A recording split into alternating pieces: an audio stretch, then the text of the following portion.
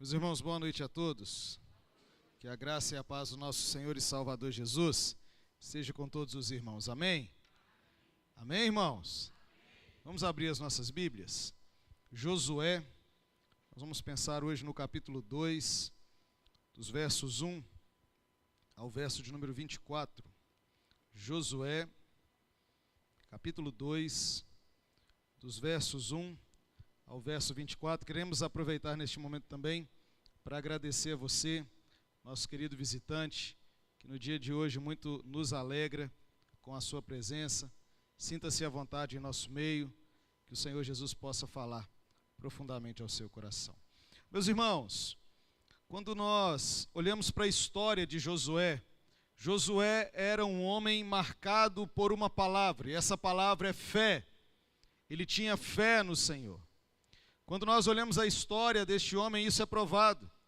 Quando ele agora entra naquela terra, e ele então traz para Moisés uma visão positiva, porque ele crê no Deus que ele servia.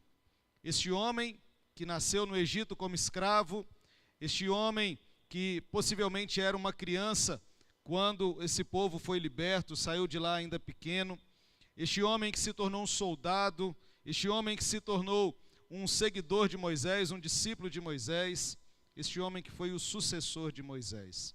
E eu acho interessante notar e destacar que este homem de fé, ele registra em seu livro a história de uma mulher de fé.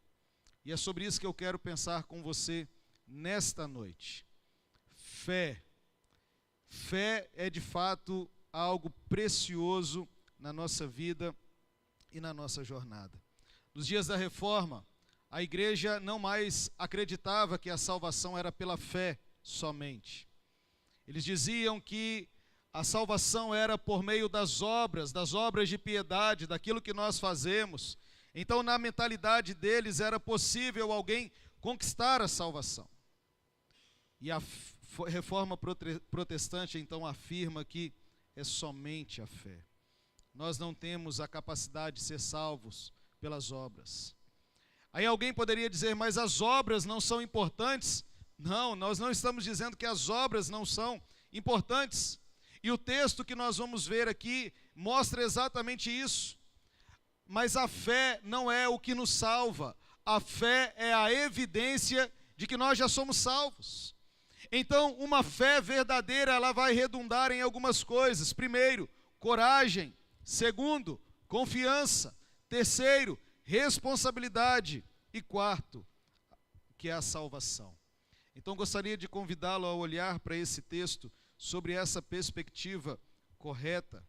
Nós cremos nesta verdade, somos salvos pela fé. As obras não teriam a capacidade de nos salvar. Somos salvos pela graça de Deus e pela fé em nosso Senhor Jesus. Gostaria de convidá-lo então a olhar para esse texto, porque como eu disse, esse homem de fé, Josué, ele registra para nós a história de uma mulher de fé. Qual é o contexto? O contexto é que o povo de Deus está para adentrar e vencer a cidade de Jericó. Eles já estão às portas da terra prometida. E agora então Moisés envia espias para conhecer as vulnerabilidades daquela nação, daquela cidade, para que eles possam então ter uma estratégia militar para adentrar aquela terra. Então é nesse contexto agora que Raabe aparece e ela demonstra para nós quais são os princípios de uma fé verdadeira. Irmãos, nós não vamos ler todo o texto, vamos lendo por parte.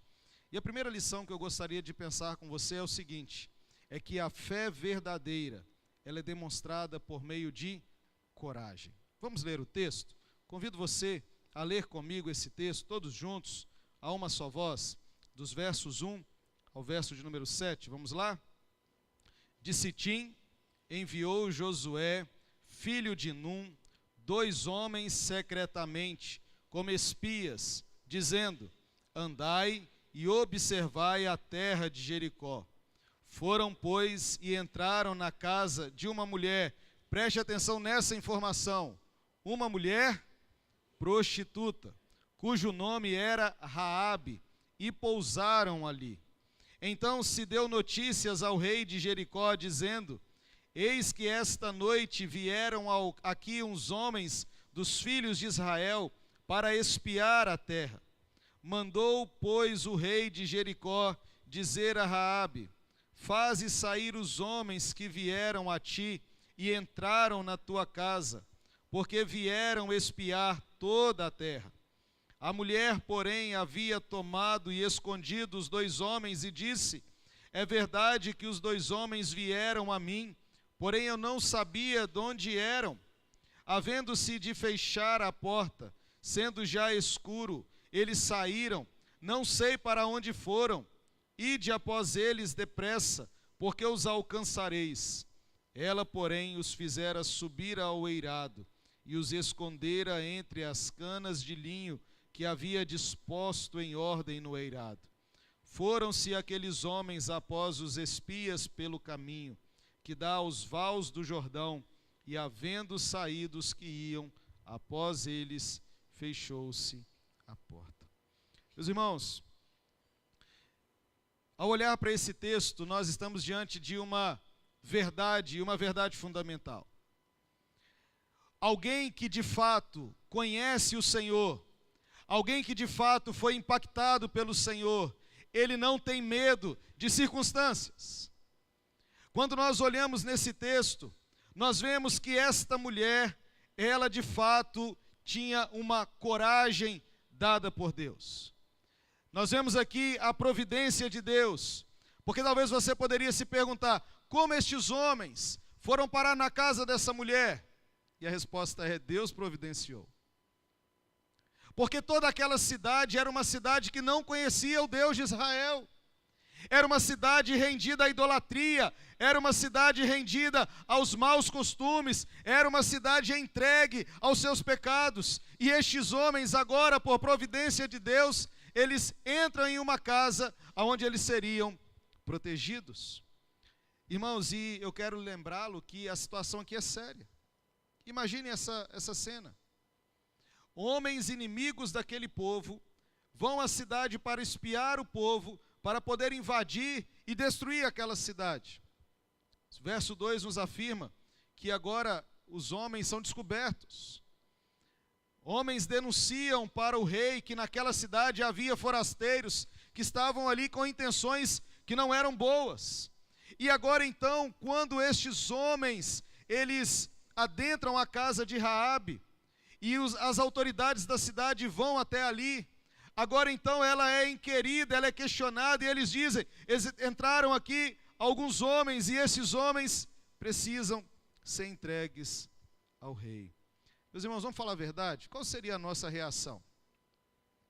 Fala a verdade. Diante de uma cena dessa, nós íamos falar assim: ó, aqueles homens estão escondidos lá atrás, no meio de umas canas de linho, você pode ir lá e pode pegar aqueles homens. Porque se fosse descoberto que ela estava escondendo estes homens, ela seria morta. Irmãos, isso nos leva a uma reflexão. Primeiro, será que a nossa fé tem nos dado coragem de andar segundo a vontade de Deus? Como assim, pastor? Como assim? Uma fé que me dá coragem de andar segundo a vontade de Deus. Será que de fato a nossa fé, quando ela é confrontada, quando alguém ataca a nossa fé, será que de fato nós afirmamos, mesmo diante de consequências que podem ser negativas a nós afirmamos a fé que nós temos? Será que nós temos uma fé corajosa, que está disposta a pagar o preço diante das adversidades que possam surgir? Será, irmãos, que é essa fé que movimenta o nosso coração? Será que é essa fé que está no mais profundo do nosso ser? Será? Estava lendo uma reportagem esses dias, e se você não tem acompanhado, comece a acompanhar. Na Nigéria, hoje, nesse exato momento, milhares e milhares de cristãos em um país cristão, tá? Não é um país muçulmano, é um país cristão. Estão sendo dizimados por radicais islâmicos. E talvez o mais confortável para aqueles homens era negar a fé deles, era dizer, não, eu não creio em Jesus, mas eles estão morrendo pela fé que eles têm. Eles de fato creem que o Senhor é o Deus da vida e o Deus da morte. E mesmo diante desse cenário, eles reafirmam a fé que eles têm. Eu gostaria então, nesse momento, de olhar para o texto e destacar algumas curiosidades, antes que você possa se perguntar. Primeiro, a situação dessa mulher. E aqui nós aprendemos uma coisa: quando uma pessoa é impactada por uma fé verdadeira, não existe situação que não possa ser revertida. Quando nós olhamos para o texto, no verso de número 1, o texto nos informa que essa mulher era uma mulher prostituta. Se você analisar, alguns estudiosos, eles vão dizer que, na verdade, esta palavra prostituta também poderia ser usada no original hebraico para dona de uma pensão, uma mulher que tinha uma casa onde as pessoas pernoitavam. Contudo, todo esse argumento cai por terra, porque quando Tiago fala dessa mulher, quando Tiago traz para nós a história dessa mulher, Tiago diz que aquela mulher era uma meretriz. Então ela era uma prostituta. Ela era uma mulher que tinha uma casa de prostituição e que ganhava a vida por meio do pecado. Mas mesmo diante disso, essa mulher que era uma prostituta, que Deus estava trabalhando na vida dela, ela não se preocupou com a sua própria vida para cuidar daqueles homens, proteger aqueles homens. E se você olha no texto, a segunda curiosidade é que ela fala uma aparente mentira. Alguém pode dizer, mas como que Deus agora usa uma mulher que fala uma mentira para proteger? Irmãos, aqui nós estamos diante de uma questão ética. Vamos dizer que foi emitido um decreto real em que todas as crianças devem ser mortas. Se você tiver uma criança na sua casa, então, você não vai esconder essa criança? Você vai entregá-la para as autoridades? Ou você faria como a mãe de Moisés fez? Coloca o menino ali à beira do rio e agora então cria uma situação para proteger aquela criança? Segundo, talvez você pode dizer, não pastor, mas nós não fugimos da mentira. E deixa eu lhe dizer algo então, dentro da providência de Deus, Deus usa até os nossos pecados e as nossas mentiras para cumprir o seu propósito. A cidade de Jericó seria destruída e Deus queria preservar aqueles homens para que eles pudessem levar a notícia para Josué. Diante disso, gostaria de aplicar uma verdade às nossas vidas e diante disso, de fazer um questionamento e uma reflexão. Meus irmãos, nós estamos aqui nessa noite e nós não sabemos como está a vida das pessoas. Eu não sei como está a sua vida. Eu não sei como está a sua história. Eu não sei como está a sua situação moral. Mas deixa eu lhe dizer algo. O Deus que nós servimos, Ele pode fazer com que uma prostituta, alguém que estava entregue aos seus pecados, seja transformada pelo Senhor. A fé salvadora, ela não é exclusiva a uma classe de pessoas, ela não é exclusiva a um grupo étnico de pessoas. A salvação, ela é para aqueles que Jesus quer salvar, seja eles quem for, até mesmo uma prostituta. Mas um questionamento que eu vejo nesse texto, e eu acho muito interessante, porque até agora nós não somos informados como que essa mulher pôde crer. Como que ela creu? Como que ela sabia que aqueles homens eram homens que serviam ao Deus de Israel?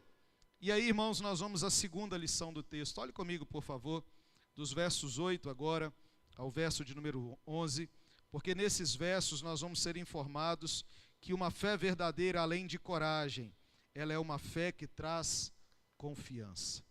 E deixa eu lhe dizer algo, grave aqui o que eu vou lhe expressar.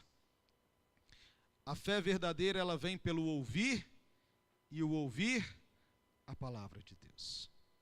Meus irmãos, nós não precisamos nos preocupar em estética no culto. Nós vamos fazer um culto onde atraiam as pessoas. Vamos colocar uma bola de cristal rodando aqui na nossa frente. Inclusive fui lá no gabinete do pastor Davidson, no dia que nós fomos ver a questão do ônibus, e lembre que um dos lugares de culto hoje, onde é uma igreja, era um bailão, né? E aí no meio do bailão tinha eu vou falar uma esfera brilhosa, não sei o nome daquilo, um globo, e ele colocou lá no meio do gabinete dele aquele globo para lembrar daquilo que Deus fez ali no meio dos nossos irmãos. Um bailão, hoje é uma igreja, onde o povo está reunido nesse momento, cultuando ao Senhor. Fecho aqui aspas. Então, a verdadeira fé, ela vem pela palavra de Deus. É a pregação que muda a vida das pessoas. Não é estética, não é uma beleza de culto, não é ornamentos, não é um culto cerimonial cheio de pompa. Não. O que muda a vida das pessoas é o Evangelho. Vamos ver no texto? Convido você, acompanhe por favor na sua Bíblia a leitura desse texto, dos versos 8 ao verso de número 11, porque é uma fé verdadeira além de coragem, é uma fé que expressa confiança. Versos 8 a 11 nos diz assim: antes que os espias se deitassem, foi ela ter com eles ao eirado, e lhes disse, preste atenção nessas afirmações, preste atenção no que essa mulher vai dizer aí no texto. Olhe comigo, por favor. Ela vai dizer assim, verso 9: bem sei que o Senhor vos deu esta terra, e que o pavor que infundis caiu sobre nós, e que todos os moradores desta terra estão desmaiados. Irmãos, olha o que essa mulher está dizendo. Ela está dizendo assim, aqui, eu confio que o Deus de vocês vai destruir essa cidade. Eu sei que vocês não foram enviados aqui à toa. Vocês vieram aqui porque o Senhor dará essa cidade à mão de vocês, ou na mão de vocês. Irmãos, vamos pensar em algo aqui. Todos aqueles eventos, era impossível não ficar conhecido pelas pessoas. Imagine que aqueles homens que eram escravos agora foram libertos da maior nação, do maior império daqueles dias. Deus enviou pragas, Deus abriu o mar. Então ela fica sabendo dessa história e ela crê. E ela diz, eu sei que o Deus de vocês é o Deus verdadeiro. E Ele vai dar essa cidade na mão de vocês. Mas olhe no texto, a continuação, do verso de número 10. Olhe comigo, por favor. Diz assim, porque temos ouvido que o Senhor secou as águas do mar vermelho diante de vós, quando saíes do Egito, e também o que fizestes aos reis, ou aos 2 reis dos amorreus, Seom e Og, que estava além do Jordão, os quais destruístes. Irmãos, olha o que ela está dizendo. Ela está dizendo assim, e Ele não deu apenas essa nação, Ele destruiu outros reis poderosos à nossa volta. Esse é o Deus de vocês. Eu conheci esse Deus, eu confio nesse Deus. Ele abriu o mar vermelho, Ele libertou vocês do Egito, Ele fez algo extraordinário, eu confio nisso. Mas olha o que ela diz mais, verso 11. Ela diz no texto e aqui nós paramos, verso 11 ela diz, ouvi isto, desmaiou-nos o coração, e em ninguém mais há ânimo algum, por causa da vossa presença. Preste atenção nessa linda declaração de fé. Ela diz, porque o Senhor vosso Deus é Deus em cima nos céus e embaixo na terra. Meus irmãos, essa mulher confia tanto no Deus de Israel, que ela declara as maravilhas que Ele fez, que ela declara a grandiosidade da ação de Deus. Ela diz que não existe outro Deus verdadeiro, que o Deus de Israel é o Deus que está em todas as partes. Meus irmãos, deixa eu perguntar algo a você aqui, só de curiosidade, eu quero que você responda para você mesmo. Você tem essa fé que confia nesse Deus? Quantas vezes você já declarou palavras tão belas como essas? Não existe outro Deus. Nosso Deus é Deus acima nos céus e embaixo na terra. Será que o nosso coração ele pulsa de fé quando nós nos lembramos de quem é o nosso Deus? Será que o nosso coração pulsa de uma confiança, e uma confiança essa inabalável, porque nós servimos um Deus verdadeiro? Ou as circunstâncias que nos cercam têm nos tirado a centralidade da nossa fé? Irmãos, nós servimos a um Deus vivo e um Deus verdadeiro. O nosso Deus não pode ser contido pelo tempo e pelo espaço. O nosso Deus não é uma imagem de pedra, de madeira ou de barro que pode ser destruído. O nosso Deus é o Deus verdadeiro. É o Deus que libertou o povo do Egito, é o Deus que abriu o Mar Vermelho, é o Deus que enviou Jesus para morrer em nosso lugar. É esse Deus, irmãos, que nós servimos. E por que então que nós não confiamos nesse Deus? Por que nós tememos? Por que nós não temos perspectiva futura? Por que nós nos abalamos? Essa mulher, que até aquele momento era uma prostituta, o Senhor já estava trabalhando no seu coração por meio da palavra e mudando a sua perspectiva de vida.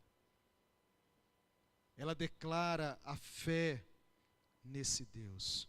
Uma fé verdadeira, irmãos, além de nos dar coragem, ela nos dá confiança. E deixa eu lhe perguntar, você confia nesse Deus? Você confia profundamente nesse Deus? Vamos fazer um exercício aqui? Olha para mim aqui. Amanhã é uma segunda-feira. Talvez você está aqui nesse templo, reunido nesse momento de culto, e a sua cabeça está preocupada com várias coisas que você tem que resolver amanhã. Só que amanhã você pode nem estar aqui. Você sabia disso? Pode ser que amanhã nós estaremos comendo pão com salame ali atrás, seu corpo vai estar aqui, e daqui a pouco nós vamos sepultar você. Nós vamos comer pão com salame, você morrer, meu irmão. Você acha que nós vamos virar a noite aqui sem comer nada? Né? E a palavra de Deus nos diz que nós só temos o quê? O hoje. Basta a cada dia o seu próprio mal. Mas nós não conseguimos descansar em Deus porque nós achamos que está na nossa mão o controle da história. Quando nós olhamos o texto, nós vemos que essa mulher, ela sabia que a cidade ia ser destruída. Ela sabia que os muros seriam abalados. Ela sabia que todos os moradores daquela cidade morreriam. Ela sabia, mas ela confiava que Deus iria livrá-la, porque ela cria no Deus verdadeiro, o Deus de Israel. Ela descansou no Senhor. Preste atenção aqui mais uma vez. Se você não está descansando em Deus, é porque talvez ainda você não entendeu o tamanho do seu Deus, a dimensão do seu Deus, a profundidade do seu Deus. Mas em terceiro lugar, uma fé verdadeira, além de nos dar coragem, além de nos dar confiança, olha que interessante, ela nos dá responsabilidade, irmãos. Vamos ao texto? E eu vou convidá-lo, não vou convidar você a ler não, que é grande, mas preste atenção aí nos versos que eu irei ler, versos 12 a 24. O texto nos diz assim: agora, pois, jurai-me, vos peço, pelo Senhor, que assim, como usei de misericórdia para convosco, também dela usareis para com a casa de meu pai, e que me dareis um sinal certo, de que conservareis a vida a meu pai e a minha mãe, como também a meus irmãos e a minhas irmãs, com tudo o que tem, e de que livrareis a nossa vida da morte. Então lhes disseram os homens: a nossa vida responderá pela vossa, se não denunciardes esta nossa missão. E será, pois, que dando-nos o Senhor esta terra, usaremos contigo de misericórdia e de fidelidade. Ela então os fez descer por uma corda pela janela, porque a casa em que residia estava sobre o muro da cidade.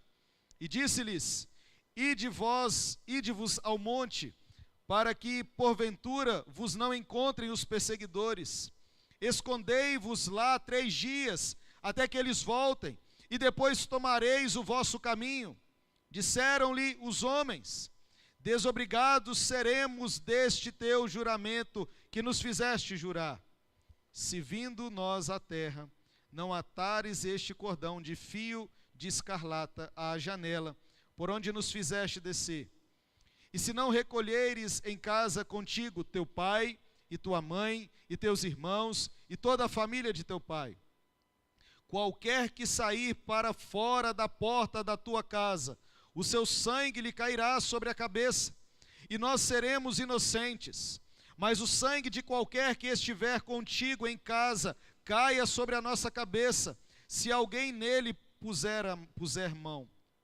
Também, se tu denunciares esta nossa missão, seremos desobrigados do juramento que nos fizeste jurar. E ela disse: segundo as vossas palavras, assim seja. Preste atenção nessa informação aí, irmãos. Então os despediu, eles se foram, e ela atou o cordão de escarlata à janela. Ela não deixou para amanhã. Falou: já que é esse o combinado, vou colocar agora, vai que eu esqueça, né? Está aqui agora. Colocou aquele cordão ali como sinal de que aquela casa seria protegida. Foram-se, pois, e chegaram ao monte, e ali ficaram 3 dias, até que voltaram os perseguidores, porque os perseguidores os procuraram por todo o caminho, porém não os acharam. Assim, os 2 homens voltaram e desceram do monte, e passaram, e vieram a Josué, filho de Num, e lhe contaram tudo o que lhes acontecera. E disseram a Josué: certamente o Senhor nos deu toda essa terra nas nossas mãos, e todos os seus moradores estão desmaiados diante de nós. Meus irmãos, quero destacar aqui que a fé verdadeira, ela é uma fé que tem responsabilidade. Como assim, pastor? Se você olha no texto, essa mulher tinha uma convicção tão grande de que Israel sairia vitorioso, que aquela cidade seria destruída, que ela pensa na família dela. Ela diz assim: não, olha aqui, o juramento que vocês vão fazer é o seguinte: vocês vão proteger a mim e a minha família, o meu pai, a minha mãe, os meus irmãos, vocês vão proteger, que assim vocês farão. Irmãos, e ela agora mostra para nós uma convicção maravilhosa, uma convicção de que não pode ter salvação sem o verdadeiro Deus. O único que pode salvar a minha e a sua casa é o nosso Senhor Jesus. O único que pode trazer verdadeira transformação para o nosso lar é o Senhor Jesus. Não tem como, irmãos, nós construirmos uma família sólida se Jesus não é o alicerce, se Ele não é a pedra, se Ele não é a sustentação da nossa vida. Muitos de nós estão vivendo uma fé sem responsabilidade, uma fé irresponsável, uma fé que não se preocupa com a salvação da família. Você sabe quem é Deus, você conhece o Senhor, mas você está vivendo uma fé irresponsável. Meus irmãos, nós temos uma obrigação, porque a verdadeira fé nos faz isso. A verdadeira fé nos faz preocupar com a salvação da nossa família. Nós não temos a capacidade de salvar a nossa família, mas nós devemos ter a responsabilidade de nos preocupar para que eles ouçam o Evangelho, para que eles possam viver o Evangelho. Isso é algo nosso, responsabilidade nossa. Eu li há um tempo atrás um livrinho, um livretinho que fala sobre assim, o título dele é Redescobrindo o Tesouro do Culto Familiar. A nossa geração, infelizmente, eu digo a geração dos pais, mais ou menos da minha idade, para mais um pouquinho, tem perdido em seus lares o hábito de cultuar ao Senhor com seus filhos, de orar com a sua família, de pregar para os seus, de orar por aqueles membros da nossa família que estão distantes do Senhor. Nós temos nos esquecido que uma fé verdadeira tem responsabilidade. Nós somos, irmãos, sacerdotes, e agora eu falo para os homens, nós somos sacerdotes dos nossos lares. Nós somos responsáveis pela vida espiritual da nossa família. Mas nós temos vivido, além de uma crise de culto familiar, nós temos vivido uma crise de liderança masculina. Homens que não são homens, que são meninos, que não assumem a responsabilidade do seu lar e depois choram amargamente por terem sido irresponsáveis na fé. Essa mulher, ela se preocupa com a sua família e ela os faz prometer que a família seria salva. Só que há uma condicionante aqui, vocês prestaram atenção? Essa família não podia estar no meio da cidade. A família tinha que estar junta no mesmo lugar, na casa de Raabe. A salvação foi para Raabe e para toda sua família. Grave o que eu vou lhe dizer, e eu gostaria que você prestasse bastante atenção nisso. Uma fé verdadeira, ela é uma fé que se expande e que irradia para o nosso lar. Tenha responsabilidade com a sua família. Talvez você diga assim, mas pastor, eu tenho um filho que está distanciado, pastor, eu tenho um marido que ainda não se rendeu a Jesus, pastor, eu tenho uma família que está esfriando espiritualmente, o que eu vou fazer? Você vai colocar o seu joelho no pó, a sua boca no pó, e você vai falar para eles do amor de Jesus, para que eles possam retornar para a presença do Senhor. Nós não temos o poder de converter pessoas, nós não temos o poder de restaurar pessoas, mas nós temos nas nossas mãos a palavra do Senhor que é viva, que é santa, que é poderosa. Nós temos o Espírito Santo de Deus e nós temos a oração. Esses são os meios que nós devemos usar, em dependência ao Senhor, para chegar aos nossos que estão longe. E eu convido você então agora a adiantar algumas páginas na sua Bíblia.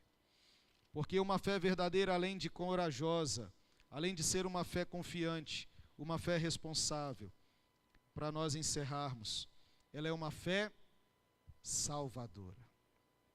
Vamos ler, e agora eu convido você a ler junto de mim, os versos 22 ao verso de número, vamos até o 25, já está aqui, né? Vamos até o 25. Josué 6, 22 a 25. Amém ou misericórdia? Já está aí, né? Vamos juntos? Então, vamos juntos? Então, disse Josué aos 2 homens que espiaram a terra: entrai na casa da mulher prostituta e tirai-a de lá com tudo quanto tiver, como lhe jurastes. Então entraram os jovens, os espias, e tiraram Raabe e seu pai, a sua mãe e seus irmãos, e tudo quanto tinham. Tiraram também toda a sua parentela, e os acamparam fora do arraial de Israel. Porém a cidade e tudo quanto havia nela queimaram-no, tão somente a prata, o ouro e os utensílios de bronze e de ferro deram para o tesouro da casa do Senhor. Mas Josué conservou a vida à prostituta Raabe e a casa de seu pai e tudo quanto tinha, e habitou no meio de Israel até o dia de hoje, porquanto esconderam os mensageiros que Josué enviara a espiar Jericó. Meus irmãos, a fé verdadeira, ela é uma fé salvadora. Lembre que existem várias fé, ou tipos de fé. E alguém pode dizer assim, toda fé leva a Deus. Não, não é toda fé que leva a Deus. É a verdadeira fé que nos leva a Jesus. Alguém pode estar nesse momento rendido a imagens de escultura, achando viver uma fé verdadeira. Pessoas podem estar nesse momento evocando a mediação dos santos e achando estar vivendo uma fé verdadeira. Mas a fé verdadeira, ela é uma fé centrada na obra e na pessoa de Jesus. Essa mulher, ela creu, e ela creu verdadeiramente no Senhor, e foi salva tanto ela como a sua casa. Uma vez que nós vivemos a fé verdadeira, o Senhor nos dá uma fé salvadora. Nós somos salvos pelo Senhor. Meus irmãos, eu gostaria de concluir esse sermão lembrando-os algumas coisas desta mulher. Primeiro, quando nós lemos Hebreus capítulo 11, verso 31, porque a história dela não acaba aqui. Aquela mulher que antes era uma prostituta, ela se tornou um exemplo de fé. Só para você ter uma ideia, as únicas duas mulheres que são citadas em Hebreus 11, no hall da fama, lá, né, ou na galeria dos heróis da fé, é apenas duas mulheres: Sara, mulher de Abraão, e Raabe, a ex-prostituta. E o escritor aos Hebreus nos diz assim: pela fé, Raabe, a meretriz, não pereceu com os incrédulos, acolhendo em paz os espias. Essa mulher, ela aparece como um exemplo para nós de fé, porque ela creu, mesmo que nem o missionário tenha pregado a ela. Porque a palavra chegou a ela por meio dos ventos espalhados, as notícias. Mas ela creu que aquela mensagem era uma mensagem verdadeira. E ela salvou os espias. Ela creu no Senhor. Mas o que mais me chama a atenção na história dessa mulher, nessa mulher que o seu nome significava insolente, alguém perdido, é quando nós lemos lá em Mateus capítulo 1, no verso 5, quando nós lemos sobre essa mulher. Se você quiser abrir a sua Bíblia lá, Mateus 1:5, quando ali nos é registrado a genealogia de Jesus, nós vemos o nome dela aparecendo, e assim nos é dito: Salmão gerou de Raabe a Boaz, este de Rute gerou a Obed, e Obed a Jessé. Quando você vai lá no finalzinho, no verso 16, e diz assim: e Jacó gerou a José, marido de Maria, da qual nasceu Jesus, que se chama o Cristo, o Messias, o ungido do Senhor. Essa mulher que era uma prostituta, essa mulher que era alguém entregue à sua depravação, ela creu no Senhor e ela foi salva pelo Senhor. Deus deu a ela uma alegria, uma dádiva da sua linhagem, nascer o Messias. Meus irmãos, o que isso nos ensina? Qual é a lição que isso traz para nós? Gostaria de concluir trazendo para nós algumas aplicações deste texto. Primeiro, lembre-se que o poder salvador de Deus não exclui nem mesmo os piores pecadores. Eu e você olhamos para as pessoas e nós criamos nessas pessoas marcas. Não é assim que nós fazemos? Quando você lê a história de Simão, ele é identificado como Simão, o leproso. Quando nós lemos sobre Raabe, nós falamos sobre Raabe, a meretriz. Quando nós falamos do apóstolo Paulo, nós muitas vezes o julgamos como Paulo, o perseguidor. Mas Deus olha para esses e Ele diz: eles são salvos do Senhor. Meu irmão, deixa eu lhe dizer algo aqui. Talvez você está vivendo pecados grandiosos, mas o poder de Jesus, Ele é poderoso para perdoar o pecado mais profundo que você possa estar vivendo. Segundo, lembre que Deus, Ele transforma vidas, irmãos. Deus transforma histórias. Deus pode agir na vida daquele que está agora fazendo algo terrível. E Deus pode usá-lo como um vaso de honra para a glória do Senhor. Deus pode fazer isso na vida das pessoas. Mas eu quero destacar uma terceira verdade. Nós precisamos nos preocupar. Nós precisamos nos preocupar com a salvação daqueles que estão perdidos. Meus irmãos, uma fé verdadeira é uma fé que se preocupa com as pessoas. Nós temos que parar de viver a igreja dentro das quatro paredes. Nós temos que começar a viver uma fé que transcende as quatro paredes da igreja. Aqui na nossa comunidade tem pessoas que estão perdidas Pessoas que nós olhamos e dizemos assim, para esse aí não tem jeito. Isso é um cachaceiro. E a gente usa também, isso é um vagabundo. Não é isso que a gente fala? Mas Deus pode transformar os cachaceiros e os vagabundos, porque Ele tem poder. Nós devemos nos preocupar com isso. Mas gostaria de lembrá-lo mais do que tudo isso, que como Raabe, eu e você estávamos também, não talvez nos prostituindo como uma profissão, mas nos prostituindo espiritualmente.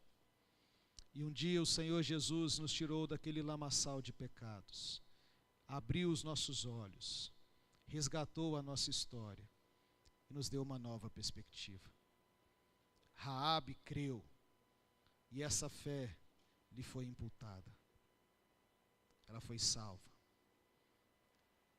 Talvez o que você precisa mais é exercitar a sua fé e de fato crer no que o Senhor pode fazer na sua vida, na sua história, na sua família.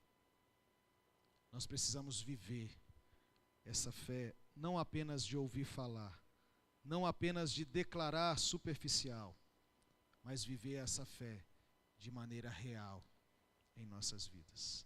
Nós somos chamados a viver Cristo, a crer em Cristo, a confiar em Cristo. É isso que o Senhor nos chamou. E eu quero orar com você neste momento. Gostaria que você pudesse fechar os seus olhos. Nós vamos falar com o Senhor. E eu quero que, enquanto eu oro, você possa orar também. E você possa declarar assim: Senhor, me dê uma fé que me leve a ter coragem. Senhor, me dê uma fé que me leva de fato a confiar. Senhor, me dê uma fé que me leva a ter responsabilidade. Senhor, me dê uma fé salvadora, uma fé verdadeira no Senhor. Vamos orar? Senhor nosso Deus e Pai, no nome de Jesus, neste momento, ó Deus, nós queremos agradecer ao Senhor. Agradecer ao Senhor, ó Deus, porque a salvação não é pelas obras. Se fosse, estaríamos destruídos. Mas agradecemos, ó Deus, porque o Senhor nos deu um dom, porque a fé é um dom de Deus. Ó Pai, o que nós rogamos ao Senhor é que uma vez que nós recebemos essa fé, ó Deus, nos ajude a exercitar essa fé, a evoluir nessa fé, a amadurecer nessa fé. Ó Deus, que nós não possamos ser impactados pelas circunstâncias, ó Deus. Seja que tenhamos uma fé corajosa, seja diante das adversidades, seja diante das lutas, seja diante das perseguições, que nós tenhamos uma fé corajosa, uma fé que crê no Senhor de fato. Ó Deus, mas nos dê uma fé também que confie, Senhor. Que nós possamos confiar em quem o Senhor é. O Senhor é o Deus que está acima do céu e embaixo da terra. O Senhor é o Deus que abriu o mar vermelho. O Senhor é o Deus que andou por sobre as águas. O Senhor é o Deus que curou enfermos. O Senhor é o Deus que transformou a nossa vida. Que nós possamos confiar nesse Deus. Ó Deus, mas nos dê uma fé também que nos gere a ter responsabilidade. Que nós possamos nos preocupar com a nossa família, ó Deus, com aqueles que estão perdidos, com aqueles que estão distantes, mas que nós também venhamos a nos preocupar com aqueles que estão perdidos, ó Deus, sem Cristo, sem direção, sem salvação. Nos dê o senso de responsabilidade de sermos, ó Deus, pregadores, proclamadores do Evangelho. Desperte em nós isso, ó Deus. Ó Deus, e nós rogamos ao Senhor para que nesta noite abra os olhos daqueles que estão distantes do Senhor e conceda-lhes uma fé salvadora, uma fé que só pode ser dada pelo Senhor, uma fé que é um dom de Deus, não de obras, para que nós não venhamos a nos gloriar. Abra os nossos olhos, ó Deus, traga salvação nessa noite, restauração nessa noite, transformação.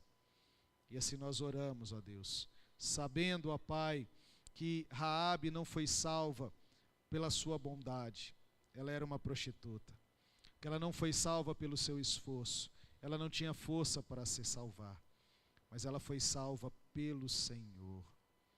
E assim também somos nós, ó Deus. Nós não temos força para nos salvar. Nós não temos capacidade de fazer bondade. Mas a tua boa mão pode fazer em nós o que mais ninguém pode fazer. O que só o Senhor pode fazer. Porque o Senhor é o Deus verdadeiro, que pela cruz nos restaurou, nos quebrantou e nos deu nova vida. E assim nós oramos, em nome de Jesus. Rogamos ao Senhor, ó Deus, que abençoe o Gleison, esteja com o Gleison, ó Pai, abençoe a vida do Gleison, abençoe a sua família, e assim nós oramos, ó Deus, em nome de Jesus e para a glória de Jesus. Amém, Senhor.